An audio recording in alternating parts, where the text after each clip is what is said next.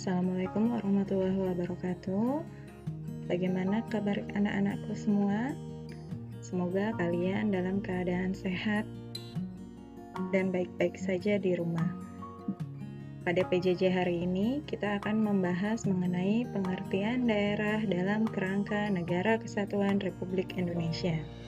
Pada pembelajaran sebelumnya, kalian telah mempelajari bagaimana sejarah perjuangan menuju Negara Kesatuan Republik Indonesia. Proklamasi kemerdekaan bangsa Indonesia merupakan awal dibentuknya Negara Kesatuan Republik Indonesia. Bentuk Negara Kesatuan Republik Indonesia bisa kalian pelajari dalam pasal 1 ayat 1 Undang-Undang Dasar Negara Republik Indonesia tahun 1945 yang menyatakan bahwa negara Indonesia adalah negara kesatuan yang berbentuk republik. Sedangkan pengertian daerah adalah kesatuan masyarakat hukum yang mempunyai batas-batas wilayah yang berwenang mengatur dan mengurus urusan pemerintahan dan kepentingan masyarakat setempat menurut prakarsa sendiri berdasarkan aspirasi masyarakat. Dalam perkembangannya, mengingat luasnya wilayah negara, urusan pemerintahan yang semakin kompleks, dan juga jumlah warga negara yang semakin banyak dan heterogen, maka berdasarkan Undang-Undang Nomor 33 Tahun 2004, dalam rangka penyelenggaraan pemerintahan daerah sesuai amanat Undang-Undang Dasar 1945, pemerintah daerah mengatur dan mengurus sendiri urusan pemerintahan menurut asas otonomi dan tugas perbantuan. Apa itu otonomi daerah? Yang dimaksud dengan otonomi daerah adalah hak, wewenang, dan kewajiban daerah untuk mengatur dan mengurus rumah tangganya sendiri sesuai dengan peraturan perundang-undangan yang berlaku.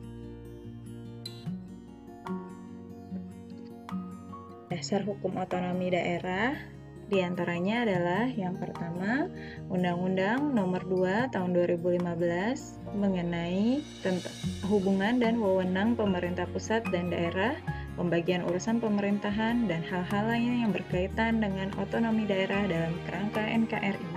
Yang kedua, Undang-Undang Nomor 33 Tahun 2004 mengenai perimbangan keuangan antara pemerintah pusat dan pemerintah daerah. Kemudian yang ketiga, Undang-Undang Nomor 32 Tahun 2004 tentang pemerintahan daerah. Yang keempat, TAP MPR Nomor 4/MPR/2000 mengenai rekomendasi kebijakan pemerintahan dalam menyelenggarkan otonomi daerah. Yang kelima, Ketetapan MPR RI atau TAP MPR RI Nomor 15/MPR/1998 mengenai penyelenggaraan otonomi daerah, pembagian, pengaturan, dan pemanfaatan sumber daya alam nasional yang adil, dan keseimbangan keuangan dari pemerintah pusat dan pemerintah daerah dalam kerangka NKRI. Terakhir, dalam UUD atau dalam Undang-Undang Dasar Negara Republik Indonesia tahun 1945 pada pasal 18 ayat 1-7, pasal 18A ayat 1-2, dan pasal 18B ayat 1-2. Adapun tujuan pemerintah mengadakan otonomi daerah diantaranya adalah sebagai berikut. Yang pertama, meningkatkan pelayanan masyarakat agar semakin baik dan bisa diakses oleh semua masyarakat yang ada di pelosok daerah. Yang kedua, pengembangan kehidupan demokrasi di masyarakat. Yang ketiga, keadilan nasional. Keempat, pemerataan wilayah daerah. Kelima, pemeliharaan hubungan yang serasi antara pusat dan daerah, serta daerah dalam rangka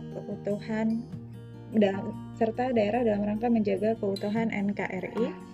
Yang keenam, mendorong pemberdayaan masyarakat.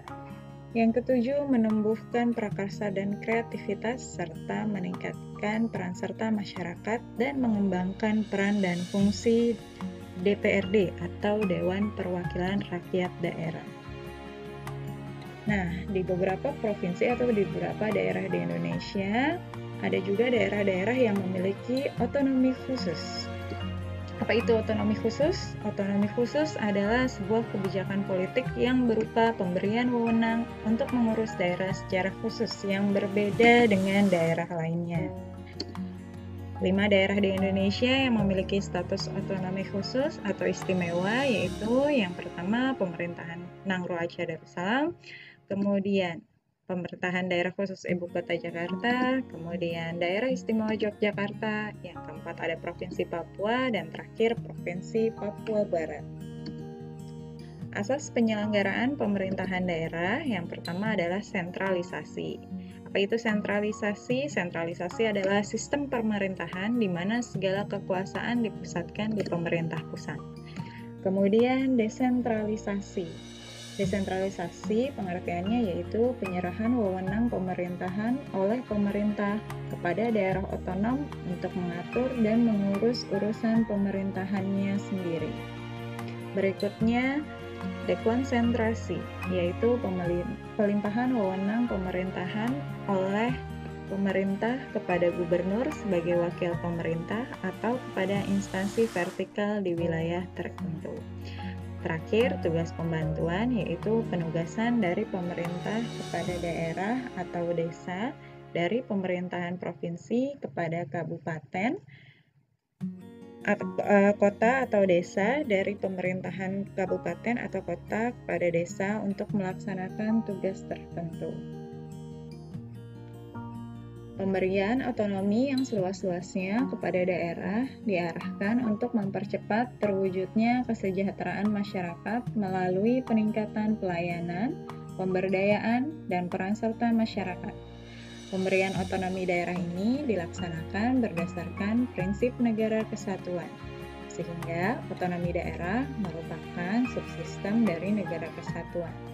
Dalam negara kesatuan, kedaulatan hanya ada pada pemerintahan pusat dan tidak ada pada pemerintahan daerah. Pemerintahan daerah dalam negara kesatuan merupakan satu kesatuan dengan pemerintahan nasional. Oleh karena itu, walaupun daerah diberi kewenangan otonomi seluas-luasnya, akan tetapi tanggung jawab terakhir tetap berada di tangan pemerintahan pusat. Demikian penjelasan saya hari ini. Semoga kalian dapat memahaminya dengan baik. Jangan lupa kalian nanti absen dan mengerjakan latihan soal yang akan saya berikan ya di grup. Terima kasih atas perhatiannya. Assalamualaikum warahmatullahi wabarakatuh.